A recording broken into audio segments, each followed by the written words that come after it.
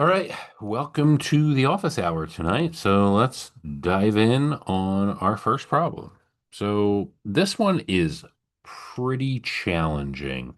So what I'm going to do here is it says pressure is defined by the force divided by the area. Okay, they're just defining that here.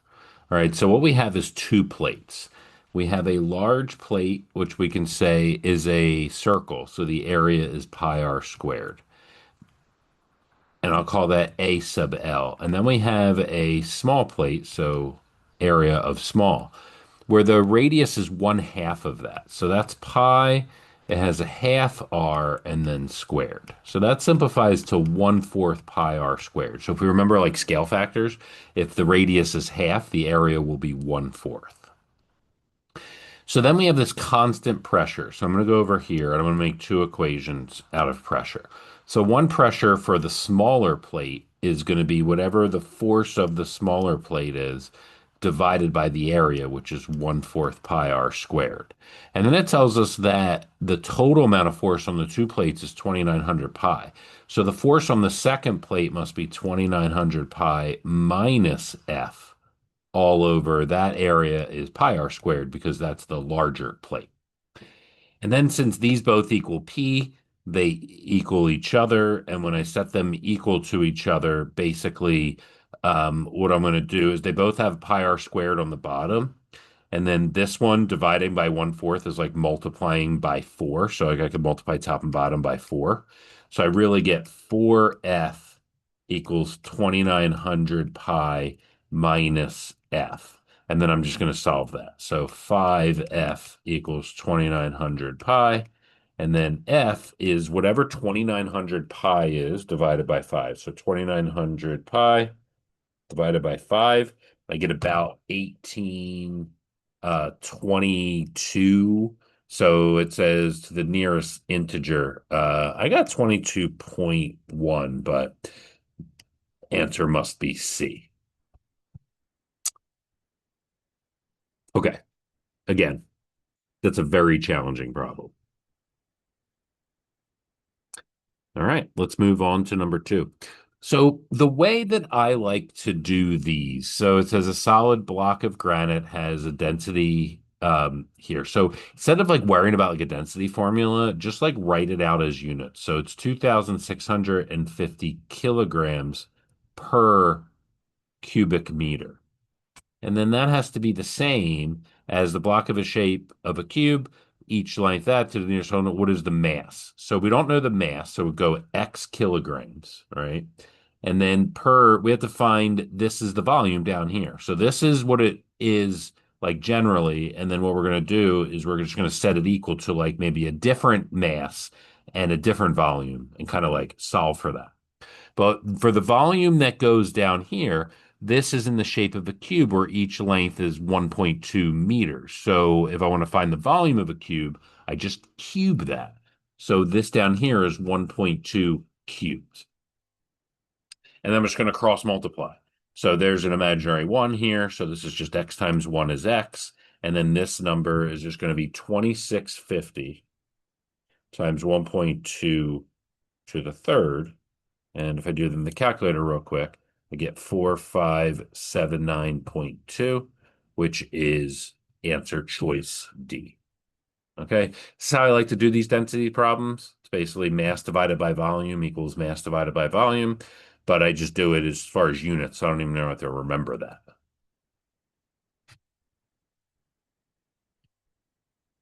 All right, on to number two. So to analyze the composition of a polymer, they modeled 30 specimens into the shape of a cube. Okay, I'm sorry, they molded.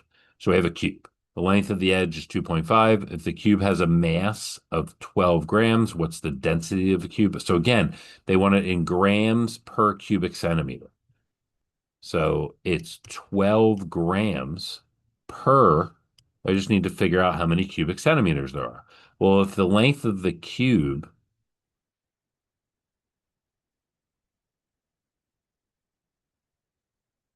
I think the length of edge of one of the wait.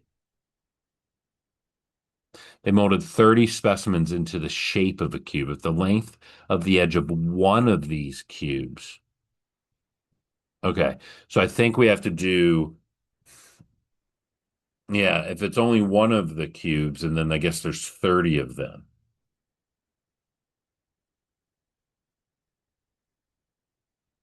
No. Oh no, if this cube yeah, yeah, okay. This is only one cube. So that's my fault. The 30, I think, is just to throw us off. So one of these cubes is 2.5 is the length of it. So 2.5 cubed is going to be the volume. So the density is going to just be dividing these. So I'm going to do 12 divided by 2.5 cubed, and that is 0.768. That's the answer that we would give.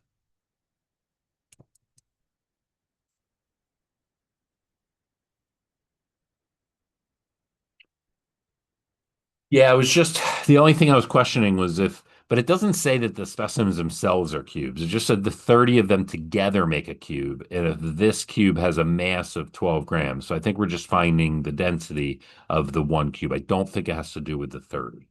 But I'll have to check later. And if it does, I'll come back and make a new video to to correct that. But for now, I'm leaving this as the answer. All right. All right. A and B travel at a constant speed. The speed of A is four times the speed of B. Object A travels a distance of 8x meters in t minutes, which expression represents the time it takes object B to travel a distance of 32x meters.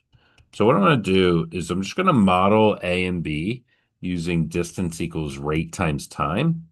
So the speed of object A is four times the speed of object B. Okay. Um, so I'm gonna say I'm actually gonna do B first. Do I want to do that? No, I'm gonna do A first. So yeah, I'm gonna do A first. So I'm just gonna say A travels a distance of 8x in t minutes. So that's just R times t. And then B does a distance of 32x, but A was four times as fast. So this is R over four is the rate of B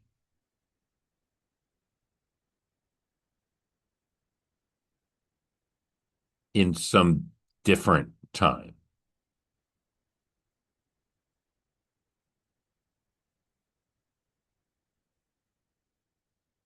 So I'm going to call this T1 and T2.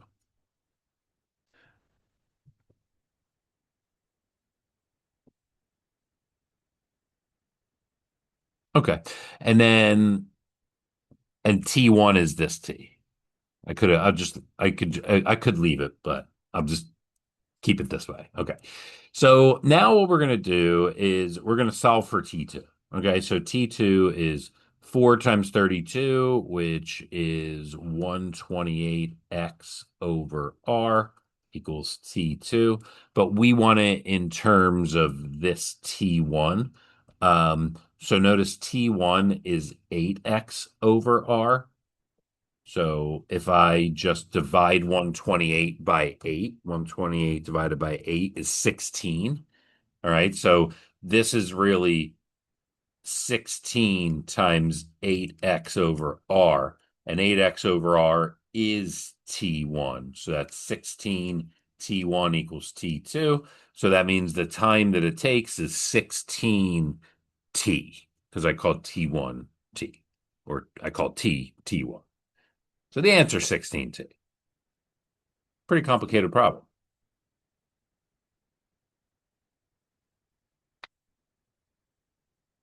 Okay, number five. So an industrial pump dispenses 98x gallons of fuel into a tank in 3 minutes. Which expression represents number of gallons of fuel pump dispenses in the tank 7 minutes at this rate? So this is just a proportion. So it does 98x gallons. I'll use the units here to help us in 3 minutes. And then it wants to know how many gallons, we'll call it X gallons. Well, we don't want to use X, that's my bad. We're already using X. So we're going to use Y gallons in 7Y minutes. So we're just going to cross multiply. Nope, I don't want to use Y either. Finally, I'm going to settle on the variable Z. Okay, so we're just going to solve for Z, which would be, so I'm gonna cross multiply. So 7 times 98 is 686. XY equals 3YZ. Cancel the Y's, divide by 3. So 686 divided by 3. Actually, no, I'm not going to do that because I look at the answers. I have 686x divided by 3 is Z. And that is answer choice D.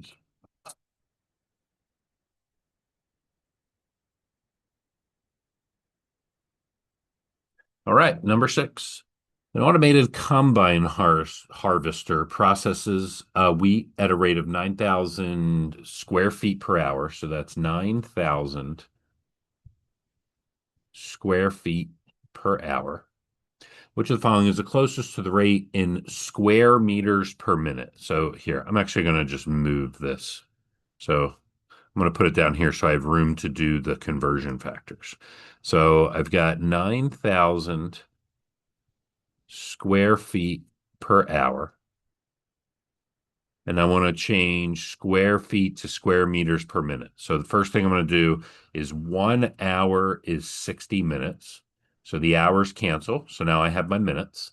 And then I want to go square feet to square meters. Well, it says 1 meter is 3.28 feet. But what I want is 1 square meter is going to be whatever 3.28 squared is. So I get square feet to cancel. So what I need to do is I'm going to do 9,000 divided by parentheses 60 times 3.28 squared. And that gives me 13.94 square meters per minute because that's the units that are left. So the answer is C. So the key is that when you are doing when they give you a conversion factor, but you need it to either be square units or cubic units, you have to either actually square or cube the conversion factor itself.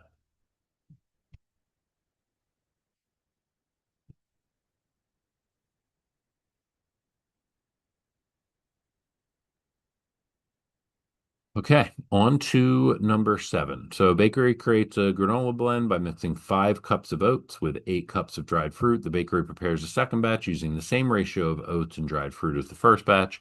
The bakery uses 12 cups of oats for the second batch. How much dried fruit? All right, so all we're doing is just setting up a proportion. So, it's going to be 5 to 8. This is oats to fruit equals the baker uses 12 cups of oats. I'm going to put 12 up here. And how much dried fruit should be used? So I'm going to put X down here. All right. So just simply 12. Whoops. So I'm just going to do 12 times 8. So I get 96 equals 5X. 96 divided by 5 is 19.2. So X is 19.2 cups. All right. So let's see. Which one makes the most sense? So 1.6 times the amount of dried fruit used in the first batch. So if I do 8 times 1.6, that is not 12. That is not 19.2, so that's wrong. 3 cups more than the amount of dried fruit used in the first batch. Well, that's not 3 more than 8. Exactly 12 cups. Well, it's not that. 1.6 times the amount of oats used in the second batch. Well, 1.6 times 12, that is 19.2. So D is the answer. All right, so it's just a simple proportion, but then like the way they worded the answers just made it a little bit confusing. All right, on to the next one. So we have a density given. All right, so here's again how I attack these problems. So I got 1,845 kilograms per cubic meter. Solid block of materials in the shape of a cube where each edge has that length. And there's, all right, what's the mass? So we have X kilograms. We don't know the mass per, but then all I got to do is it's a cube that has this length, and whatever zero point 0.5 cubed is, that will be the volume. And then I just cross multiply. So again, there's an imaginary one here. I can now ignore the units. X times 1 is X. So I'm really just doing 1845 times zero point 0.5 cubed, and that gives me 230.625, which rounds to 231.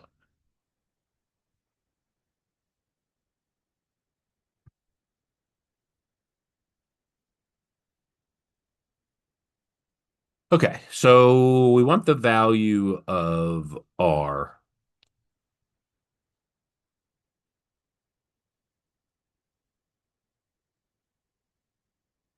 I think what I would do is this. Just get P over Q by itself here by dividing each side by 3. So P over Q is 9.6 divided by 3, which is 3.2. And then I'm going to move this R over here by multiplying each side by R. So then I get P over Q equals 64R, right? I put an R on each side, and P over Q is 3.2. So 3.2 equals 64R. So I'm just going to divide each side by 64. So it's 3.2 divided by 64, and R is 0.05. All right, so just a little bit of just a little bit of fancy algebra there.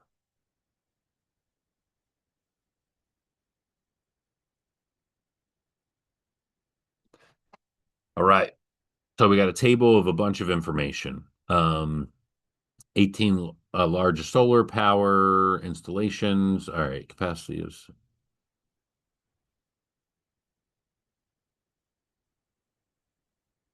All right, so the total output capacity of the six in Nevada was this. Okay. And the total output capacity of all 18 installations was this many. Okay, so that's the total. The amount of energy generated in 1 hour at a rate of 1 megawatt is 1 megawatt hour. Okay. If each of the six Nevada installations in 2000 had operated continuously for 12 hours, approximately how many megawatt hours of energy would the six installations have generated?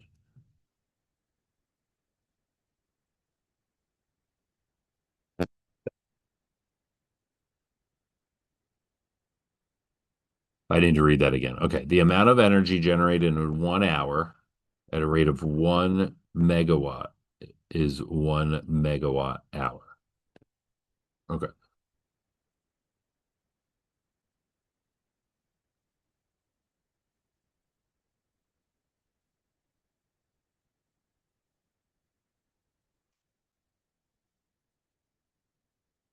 So they're only talking about, I feel like this one is just trying to distract us with a lot of extra information. So like if we're only talking about the Nevada installations, um, and there's a total of six of them, but I don't know if that matters. Each of them had operated continuously. And the total output of all six was this many.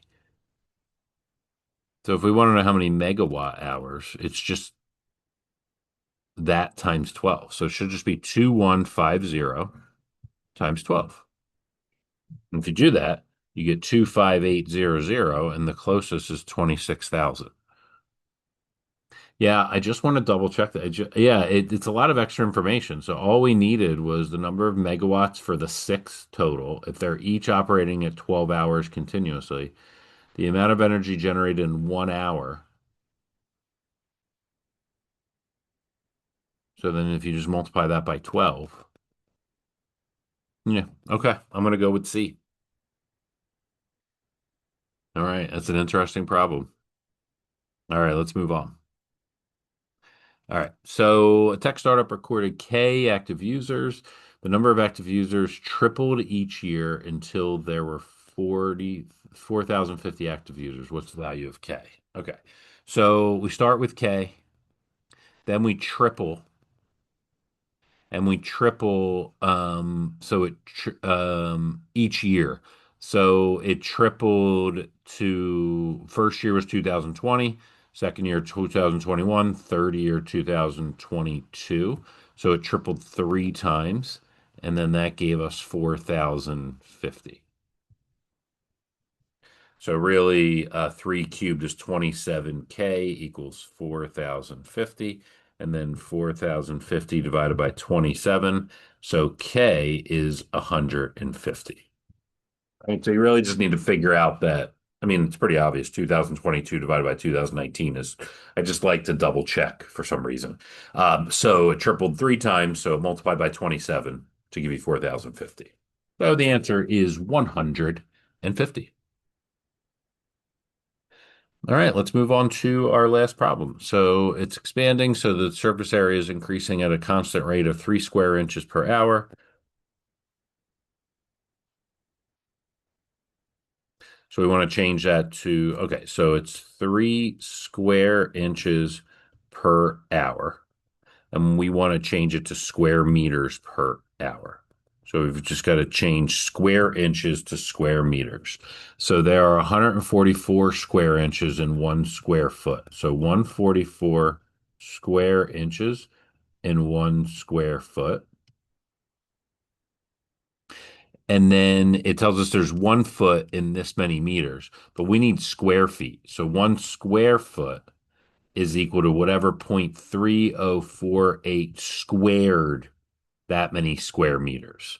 So square inches cancel, square feet cancel. So now we have square meters per hour. So the key is to remember to square that. So we get 3 times 0.3048 squared, and then that's divided by 144 on the bottom.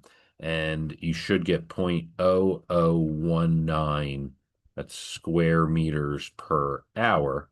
And that is answer choice A.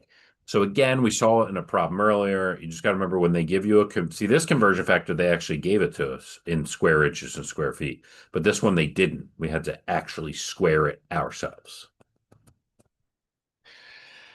All right, that is the end of tonight's office hour. So thanks for coming. If you need more, check it out on TikTok. This video will go on YouTube along with a bunch of other stuff we have.